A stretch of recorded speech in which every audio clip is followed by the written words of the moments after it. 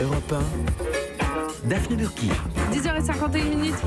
Vous écoutez Europe 1 et c'est l'heure des conseils du docteur Kierzek. C'est l'heure de Bonjour Docteur. Tic-tac, tic-tac, tic-tac. Je suis seul et j'entends tic-tac. Mais oui, parce que c'est l'heure. L'heure de parler d'horloge interne. C'est un dossier publié dans le quotidien Le Figaro qui a attiré notre attention. Il s'intéresse à la chronothérapie et apparemment on commencerait à prendre davantage en compte cette science. Alors mon horloge interne me dit qu'il est temps d'en savoir un petit peu plus.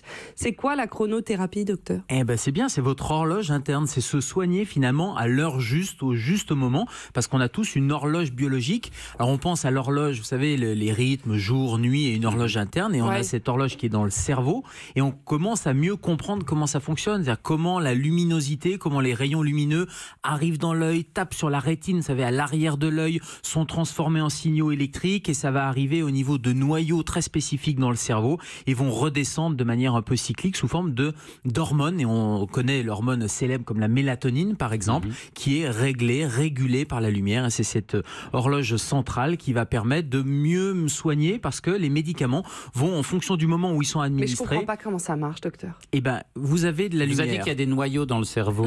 Vous avez de la lumière. La lumière va déclencher un phénomène neurologique et hormonal. D'accord. Cette hormone, si vous faites rentrer un médicament de l'autre côté, va interagir. Oui. Et le médicament avec l'hormone va interagir. Sauf que s'il n'y a pas de lumière, il n'y a pas d'hormone, le médicament va arriver et par exemple ne va pas rentrer en interaction. C'est pour ça qu'on est déprimé aussi quand il fait gris.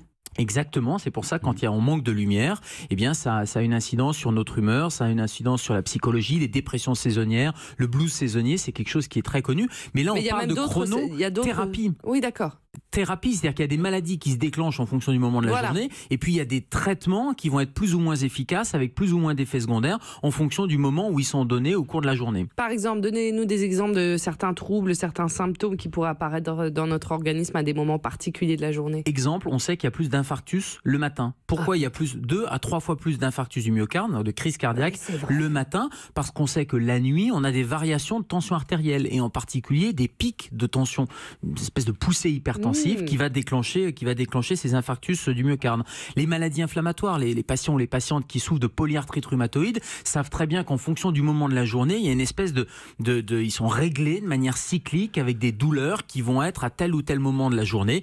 Bien ça, c'est de la chronobiologie qui permet de l'expliquer, et en fonction des pics douloureux, il va falloir mettre des traitements pour avoir des pics thérapeutiques qui correspondent à ces pics de douleur. Et alors cette chronothérapie, quels sont les progrès en la matière? Et il paraît que ce serait une piste carrément pour le traitement de certains cancers ou même de la maladie de Parkinson. Oui, bien sûr, parce que c'est des pistes de recherche sur la compréhension. Vous pensez bien qu'il y a quelques années, on n'était pas capable de dire que ce fameux noyau, allez, je vous donne le nom compliqué, noyau suprachiasmatique, qui est dans une zone particulière du cerveau, ça c'est l'imagerie cérébrale, et en particulier l'imagerie fonctionnelle, c'est-à-dire voir le cerveau en fonctionnement, qui a permis de dire, tiens, il se passe quelque chose avec la lumière, c'est dans cette zone que ça s'allume. Les dosages biologiques d'hormones ont permis aussi de faire de grands progrès, et puis la pharmacologie. Et puis ça descend même au niveau de la cellule. Il y a des gènes horloges dans les cellules. Donc vous imaginez qu'il y a une programmation génétique de ces cellules, et avec tous les progrès de la thérapie génique, etc., on peut modifier cette horloge qui est même plus au niveau cérébral, qui est vraiment au niveau cellulaire dans chaque cellule de l'organisme. Donc les progrès, ils sont sur la chimiothérapie par exemple.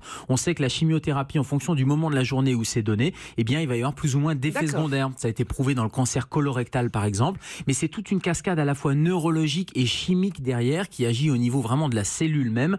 Et donc ça, sur le cancer colorectal ou sur d'autres types de cancers, ça a été prouvé. C'est exactement la même chose sur la maladie de Parkinson. Il vaut mieux administrer 2 fois le traitement, matin et soir, plutôt qu'une seule fois, par exemple. Est-ce que ça peut marcher de contrarier ces rythmes? Par exemple, je me souviens, il y a quelques années, on disait que des dépressions étaient soignables par des nuits blanches.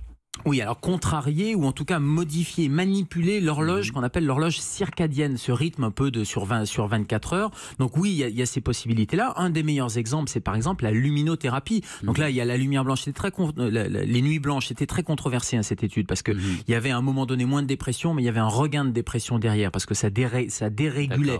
Ce qui est important, c'est la régularité. Et cette régularité, quand l'horloge est perturbée, on peut artificiellement redonner de la régularité. Par exemple, en redonnant des horaires de sommeil réguliers, Alors, le coucher, le lever, la Petit conseil pour nos luminothérapie quand il auditeurs, manque parce de qu'on lumière. n'a plus beaucoup de temps. Petit conseil pour nos auditeurs, les bracelets connectés, ça peut nous aider, ça Ah, ça peut être un déclencheur de quelque chose, d'une prise de conscience de tiens, je suis complètement déréglé. Parce que font ces bracelets connectés? Ils vont aller vous donner votre emploi du temps finalement, à quelle heure vous couchez, à quelle heure vous bougez, combien vous mangez Si vous éventuellement. dormez suffisamment, si vous marchez suffisamment. Oui, ce sont des trackers d'activité. Mais j'allais dire, au final, c'est vous, votre régularité de vie qui est importante. Donc, soit le bracelet, il vous sert à prendre conscience qu'il y a quelque chose qui va pas bien et que vous avez un rythme. Sur une petite période, pendant un mois, petite période, mais mettez pas 300 € dans un bracelet. C'est pas le bracelet qui va réguler votre rythme. Globalement, horaire régulier auquel on se couche, lever régulier également, lumière noire la nuit, parce que ça permet justement d'avoir cette pénombre qui évite de déclencher des phénomènes à l'intérieur du corps. Et puis de la luminothérapie, ça c'est pas mal quand on est en période d'hiver. Mais là, il suffit de sortir et du soleil. Merci beaucoup, docteur, pour tous ces conseils. On vous retrouve demain. Europe